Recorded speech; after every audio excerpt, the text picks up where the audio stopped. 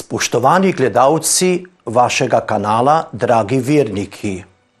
Zgodba pripoveduje o Mahatma Gandhiju, velikem voditelju indijskega gibanja za neodvisnost dežele, kako je kot 15-leten ukradel svojemu bratu neki zlat predmet. To ga je tako bremenilo, da ni mogel več zdržati. Zato se je hotel izpovedati svojemu očetu. Svoj greh je napisal na listek, na katerem je bila izražena prošnja za odpuščanje in kazen. Na koncu je obljubil, da ne bo nikoli več kradel. Njegov oče bil ravno takrat zaradi bolezni v posteli. Sin Gandhi mu je izročil listek in se usedel na rob postelje ter čakal na očetovo razsodbo. Oče je sedel in začel brati izročeni listek. Med branjem so mu prišle solze v oči. Tudi Gandhi se je skesano razjokal. Namesto da bi se oče razjezil in ga kaznoval, ga je objel in privil k sebi. Nekaj časa sta še jokala in potem je bila zadeva končana. To doživetje in spoznanje, da ga je oče imel rad, kljub njegovim mladostnim spodresljajem, je bilo za Gandhija zelo pomembno. Pozneje je izjavil, samo tisti, ki doživi tako ljubezen, zna tudi sam odpuščati drugim in jih imeti rad. V Evangeliju današnje 4. postne nedelje beremo Jezusovo priliko o izgubljenem sinu, o njegovem usmiljenem očetu in o njegovem starejšem bratu. Zgodba nas lahko zavede v hudo obsojanje mlajšega sina, ki je od očeta zahteval svoj delež dediščine in nato šel po svetu. A tudi starejši sin, ki se je na zunaj kazal kot zvest in delaven na posestvu, v svojem srcu ni bil iskreno predan očetu. Povsem drugačno podobo nam daje njun oče, ki je najprej ljubeči oče, šele nato gospodar in lastnik posestva. Le kaj je prijelo mlajšega sina, da je od očeta zahteval svoj delež družinskega premoženja in se nato odpravil po svetu?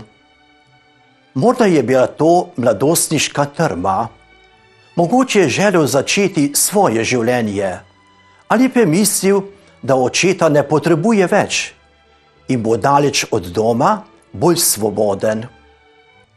Kako je na obnašanje mlajšega sina gledal oče? Sina je dobro poznal in vedel, da mora ta njegov otrok skozi šolo razočaranja, lakote, ponižanja in osamljenosti. Sinate izkušnje bo velika, saj bo sin tvegal vse, tudi svoje življenje, daleč od ljubečih domačih. A tudi oče je bil pripravljen tvegati zaupanje do sina, ko bo zašel v nevarnosti. Imel ga je rad. Verjel je, da se bo nekega dne vrnil domov. Pravo nasprotje mlajšemu sinu je bil njegov starejši brat. Vedno je bil doma pri očetu, izpolnjeval je njegove ukaze in skupaj sta delala. Lahko bi rekli, da je bil vzoren sin. Iz prilike ne izvemo, kako je sprejel odločitev mlajšega brata. Ko je oče razdelil imetje, je tudi on dobil drugo polovico. Očitno pa je težko prenašal očetove nasvete pri upravljanju posestva. Ob vrnitvi mlajšega brata je očetu poočital: nisi mi dal kozliča, da bi se poveselil s svojimi prijatelji.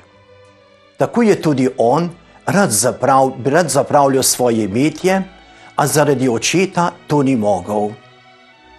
Obnašanje mlajšega brata je strogo obsojal in ga ni hotel sprejeti v skupni dom.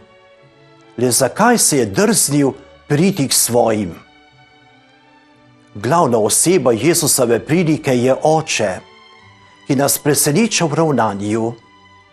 On je najprej oče svojima sinovoma. Ni mu bilo lahko, ko se mu je mlajši sin postavil po robu in hotel iti v svet. Vendar je vedel, da ta sin ne bo pozabil na njegovo zaupanje in ljubezen. Upal se bo vrniti, ker ga bo oče sprijel, če tudi samo kot služabnika. Vsak dan ga bo čakal in hrepenel po njem.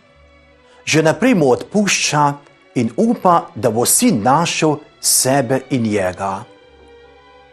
Papež Frančišek je to leto razglasil za leto Božjega usmiljenja.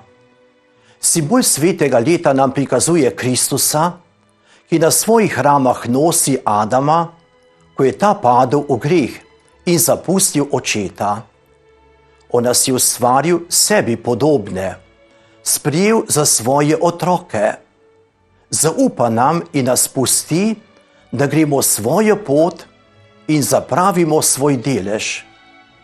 Vedno pa nas čaka, kot je oče čakal izgubljenega sina. Prilika nas še uči, naj bomo tudi mi usmiljeni drug z drugim. Starejši brat je v svojem srcu ostal trd. Prosimo Boga, da bi imeli usmiljeno srce in živeli v njegovi ljubezni.